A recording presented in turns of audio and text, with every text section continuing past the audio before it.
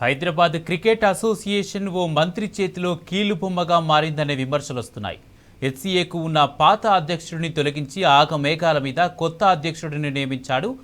అక్రమాల ఇన్నింగ్స్ మొదలు పెట్టగానే చర్చ నడుస్తుంది. అయితే ఏడాదికి 200 కోట్ల లావాదేవీలున్న హైదరాబాద్ క్రికెట్ అసోసియేషన్లో ఇప్పుడు సదరు మంత్రి ఏం చెప్తే అదే జరుగుతుందని అంటున్నారు.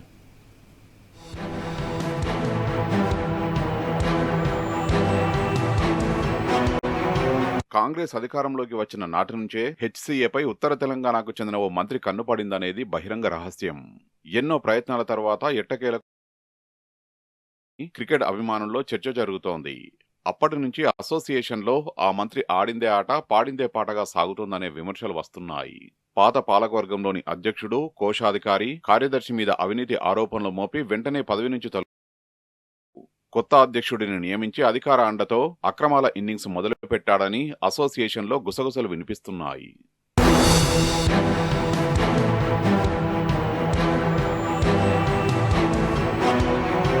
రెండు 2023లో హెచ్సీఏ ఎన్నికలు జరగ్గా ఈ ఎన్నికల్లో అమర్నాథ్పై జగన్మోహన్ రావు గెలిచారు.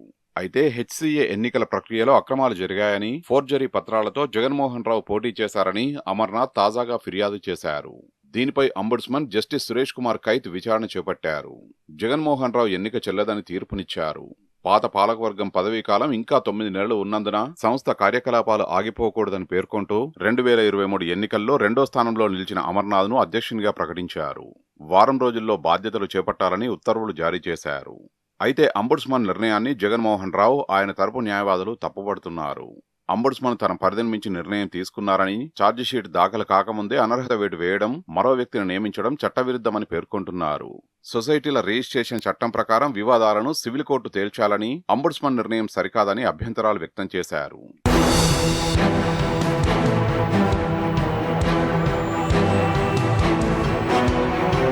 కొత్త అధ్యక్షుడు వచ్చి రావడంతోనే తన మార్కు రాజకీయం చేస్తున్నారని హెచ్సీఏ సభ్యులు ఆరోపిస్తున్నారు. నిబంధనలకు విరుద్ధంగా అసోసియేషన్ కార్యదర్శి, కోశాధికారి పదవులకు ఎన్నికలకు ఫిబ్రవరి 28 హెచ్సీఏ బైలాస్లో 6వ అధ్యాయం క్లాజ్ 33 ప్రకారం ఎన్నికలు నిర్వహించడానికి ముందుగా సర్వసభ్య సమావేశం నిర్వహించాల్సి ఉంటుంది. దానికి కనీసం 4 వారాల ముందు ఎన్నికల అధికారిని నియమించాల్సి ఉంటుంది. ప్రస్తుతం ఉన్న ఎన్నికల అధికారిని ఫిబ్రవరి 18న నియమించారని చెప్తున్నారని, ఈ లెక్కన నిబంధనల ప్రకారం మార్చి 18వ తేదీ కంటే ముందు జనరల్ బాడీ సమావేశం నిర్వహించరాదని స్పష్టం చేస్తున్నారు.